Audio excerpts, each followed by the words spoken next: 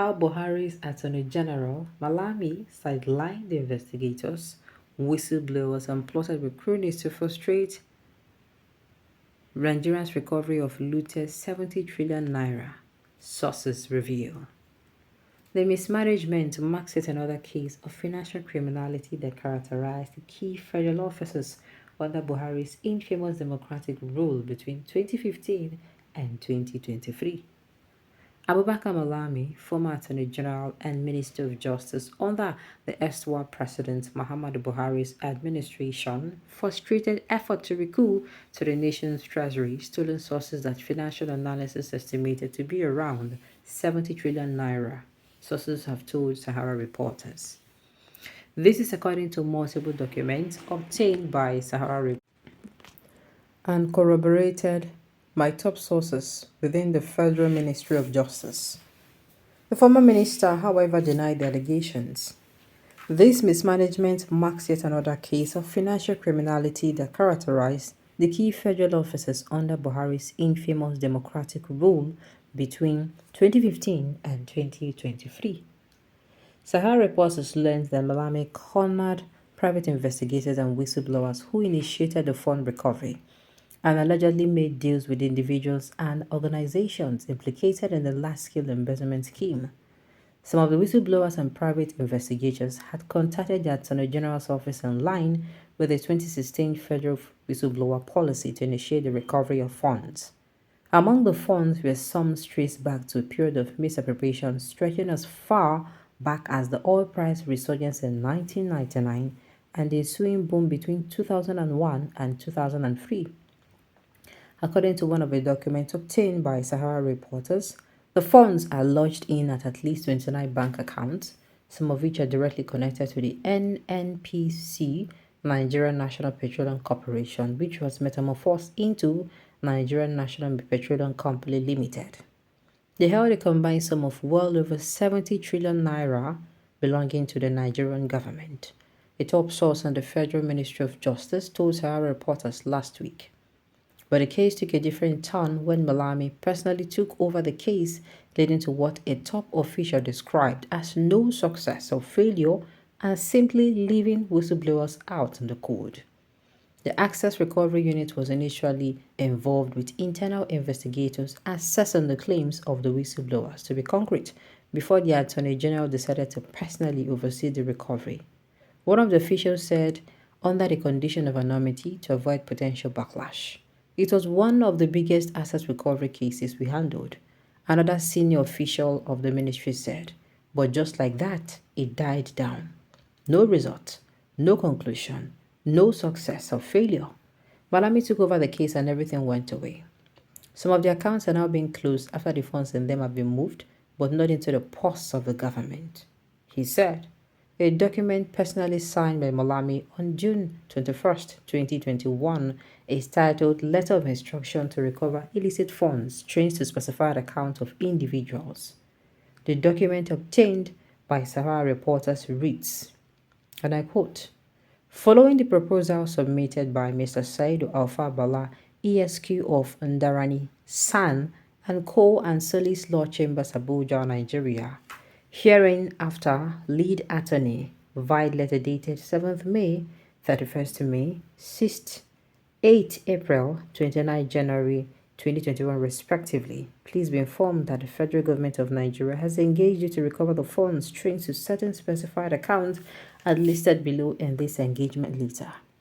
Serial number 1, 1 2 3 4 5 6 7 8 9 0 1 2 3. 2. Account number 101228044.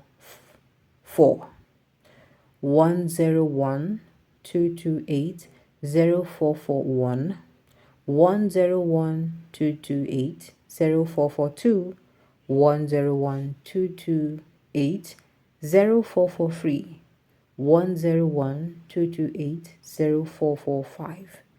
031 0000215 002 329 3870 206 764772 3023 365490, and the account number continues. The scope of the engagement is for the recovery of the illicit funds traced to the accounts listed above in this engagement letter believed to belong to the Federal Republic of Nigeria. The ghost accounts and illicit funds were traced back to 17 banks, including First Bank, Zenith Bank, Access Bank, Fidelity Bank, Guarantee Trust Bank, Wema Bank, Citibank, Sterling Bank, Polaris Bank, and Union Bank. Other listed ones are Standard Chartered Bank, Keystone Bank, Stanbic IBTC, Unity Bank, Heritage Bank, UBA, and EcoBank. The government had asked the court for an interim order to place line of post-no debit PND on all the accounts listed in the letter of instruction given to the law firm of Ndarani San & Co. Soles Law Chambers, Abuja, issued by the Attorney General of the Federation and Minister of Justice dated 21st June 2021, domiciled in their respective banks. It had also sought an order of forfeiture to the monies in the respective account listed on the letter of instruction given to the law firm of Ndarani San & Co. Soles Law Chambers, Abuja, issued by the Attorney General of the Federation and Minister of Justice dated 21st June 2021, amongst others. Justice T.J. Ringem of the Federal High Court, Lagos in the ruling on August 6, 2021, granted the applicants an interim order directing the first to 17 defendant banks to file affidavits of disclosure before this Honorable Court within 72 hours of service on the banks with the copies of this order for such affidavits to be deposed to by the Chief Compliance Officer of each respective defendant's banks on their account numbers.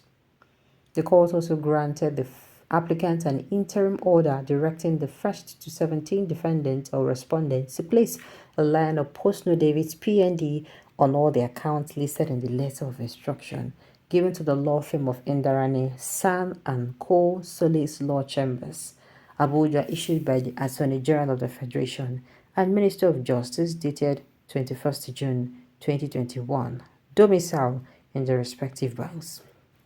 The court added that the order is conditional to the applicant filing progress report to be made on the recovery of such alleged proceeds of crime at any period not later than 90 days from today. Otherwise, this order lapses unless the court is satisfied of reasonableness of any such default. And this news goes on and on. But are people seeing what is going on?